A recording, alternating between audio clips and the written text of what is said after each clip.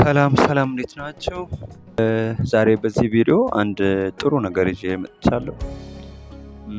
እሱም ያው ድካም የሚቀንስ ኑሮ የሚያቀል ነገር ይዤ መጥቻለሁ።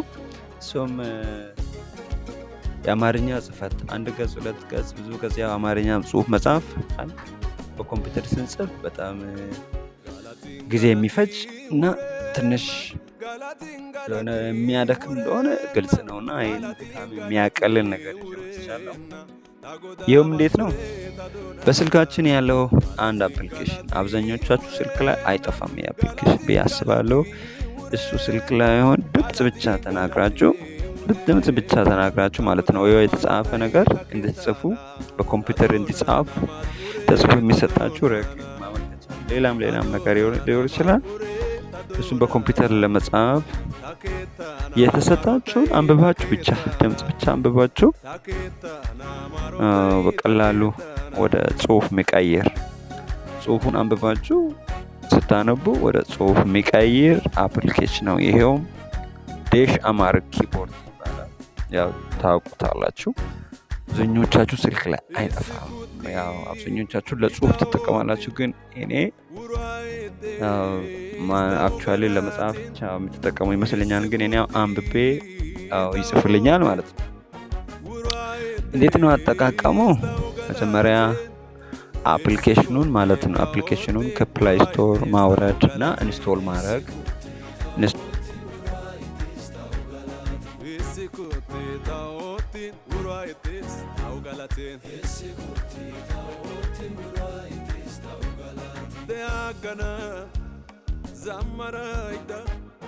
ኢንስቶል ካረጋችሁ ወይንም ኢሜል እየተጠቀማችሁ ካላችሁ አክቲቬተር ማድረግ፣ ከዛን የጽሁፍ ቦታ ላይ ሄዶ ሰሌክት ኪቦርዷን መምረጥ፣ እነዚህን ነገሮች መጨረስ አለበት። ከዛ መጻፊያ ቦታ ላይ ለምሳሌ እናንተ የምትጽፉት ሞስት ፍሪኩዌንትሊ የምንጠቀመው WPS የሚለው ለጽሁፍ የምንጠቀመው አፕሊኬሽን አለ። እሱ ላይ ገብተን ያው ታፕ ስንነካ ማለት ነው ኪቦርዱን ያመጣልናል ማለት ነው። ኪቦርዱ ከመጣ በኋላ ከስር የምትል ፊደል አለች። ያለበት ካልበረች ወይንም ጠቆር ብላ ካለች እንግሊዝኛ ይጽፍልኛል ማለት ነው። አማርኛ እንድንጽፍ ካስፈለገ ወደ እሷን ስንነካ ከስሯ አረንጓዴ መስመር ይሰመራል። በዚያን ሰዓት የምጽፈው ፊደሉ የእንግሊዝኛ ሆኖ ሳለ እንግሊዝኛ አማርኛ ጽሁፍ ይጽፍልናል ማለት ነው። ለምሳሌ ኢየሱስ ለማለት IYE እንደዚህ ኢየ የሚለው IYE እንደዚህ ከጻፍን ኢየሱስ የሚለውን ከላይ ያመጣልናል ማለት ነው። ከዛ ከሱ መምረጥ ነው። ለምሳሌ ያድናል ያ YAD ምናምን ካልን በኋላ ያድናል ምናምን የሚለውን ያመጣል። ከሚያመጣው ከአማራጮቹ እየመረጣችሁ መቀጠል ነው ማለት ነው። እንደዚህ አማርኛ ይጽፋል ማለት ነው። እናንተ ይሄንን ትጠቀማላችሁ አይ ሆፕ ትጠቀማላችሁ። ግን አሁን ደግሞ ከተጨማሪ ነገር የዛሬ ዋና የሆነው ነገር ምንድነው? እሱም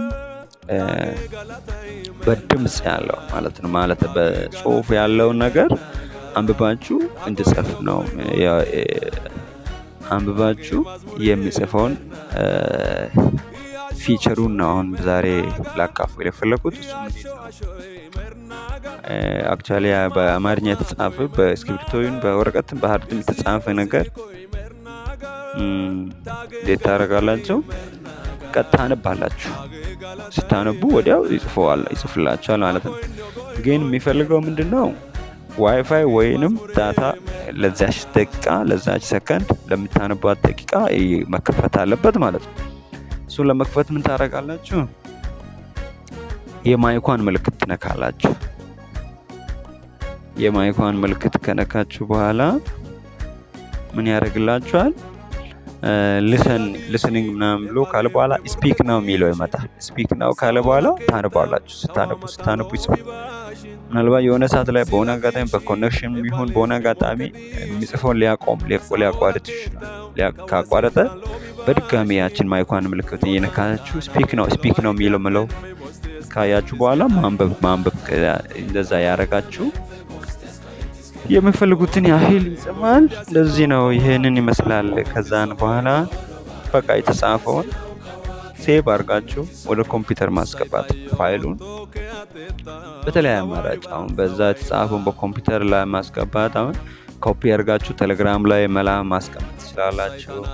ሰብድ ሜሴጅ ሚለው ላይ ካልሆነ ደግሞ ስልኩ ላይ ራሱ ፋይሉን ሴቭ አድርጋችሁ በከብል መቀበል ትችላላችሁ፣ በቴሌግራም መቀበል ትችላላችሁ። ከዛም በኋላ ያው ጽሁፍ ግድፈት ካለ ኤዲት ማድረግ ያው የተጻፈ ማኑዋሊ የጻፋችሁትን ነገር ራሳችሁ ኤዲት ታደርጉ የለን በራሳችሁ ጽፉ የሚበላሽ ነገር ይኖራልና እሱን እንደምታስተካክሉ ይሄንንም ደግሞ ታረጋላችሁ ኤዲት ታረጋላችሁ ማለት ነው። ያው የፊደል ግድፈት ምናምን ካለ ኤዲት አድርጋችሁ ታስተካክላላችሁ።